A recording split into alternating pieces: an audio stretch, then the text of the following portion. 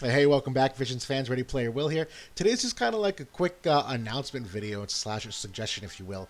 Really just getting prepped for the Santa Claus item that's coming out sometime in the near future. And I say that because this week we didn't really get a whole lot of content per se to do. So this is a good week to potentially start planning for that because it is going to be expensive depending on how much you want to utilize it.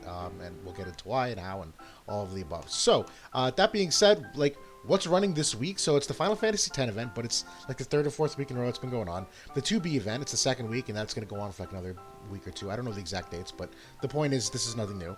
The Raz Al Ghazi weapon's like one of the oldest weapons in the game, so most of you should probably already have it, and a lot of the future missile content really is like bow-oriented, not so much missile. Obviously, Frederica X is strong, so I hear, but like overall you should have like a Raz Al Ghazi or two already. The healing mace, really niche, really like confined to like Moshri using it and being good with it, and it's frankly power crept at this time, just given the amount of other healing in the game. And then Sasuke's not katana; it's actually a ninja blade. I hate that they named it that, but there's really like no ninjas in the game outside of Kitone and Shadowlink, so it's not like this is like a must-have weapon. You probably should have one, but like again, it's one of the oldest in the game. So that being said, like, there's not a whole lot to do this week. So that being said, kind of looking like forward. I know there's like a lot on here, but what you're seeing on the right side is kind of a from bottom to top a schedule of like where we are or where Japan was compared to what they had coming.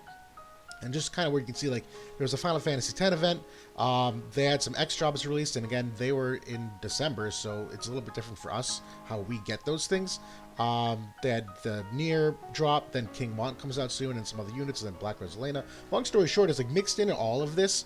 There should be a Winter Flan raid somewhere because of how they had their units, winter units released. And the reason why this is important was because it was also released in conjunction with around the time that 2B was released, which is like brand new, top tier evade in the game. Now I can't tell you exactly when we're getting this, but like it is coming sometime soon, like within the month or so.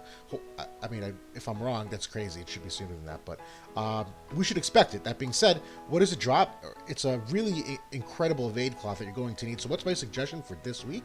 Run the equipment books in multi, because you don't really have a whole lot of other content, if that makes sense.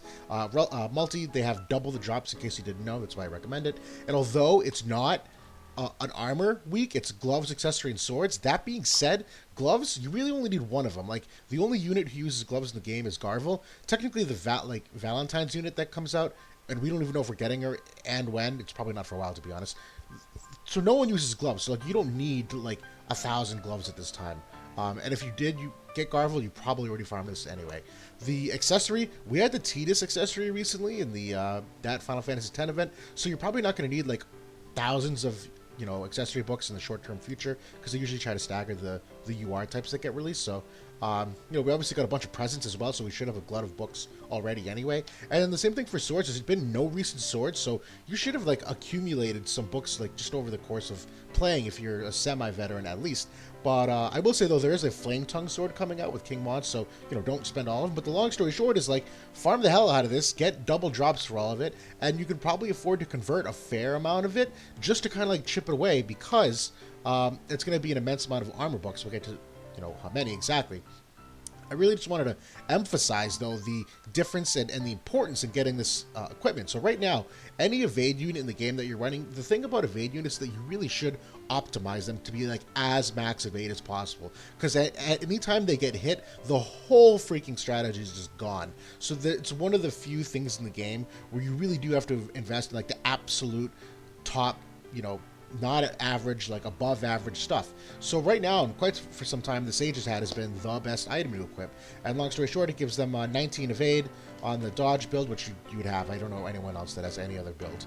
And then it gives you 8 evasion rate on the +5. And again, like, kind of has to be +5. That's the whole point of maxing the evasion. Long story short, it's a total extra evasion of 27. Just keep that in mind. Well, the Santa Claus that comes out, so this is a hat as well. It's a cloth, which means, number one, it's got more HP on it. It's got about 240 more HP, so that's a fair amount of extra survivability. Might sound small, but for an evade unit, every little bit helps, particularly for 2B, where you want to get her HP as high as possible. But the other thing is the actual evade stats on here. So it gives you 29 compared to the 19, and 10 versus the 8. Long story short, it's a total of 39 evasion, so you're technically getting an extra 12% chance to dodge. So that's a pretty huge power creep. Anything double digits is pretty huge in terms of how it adds up. And then the other big thing is it's got light resistance of 10%. So when you're talking about, Yuna and Holy and a lot of these evade characters are weak to magic, 2B, you can kind of like hedge a little bit because she's got some SPR in the card and stuff.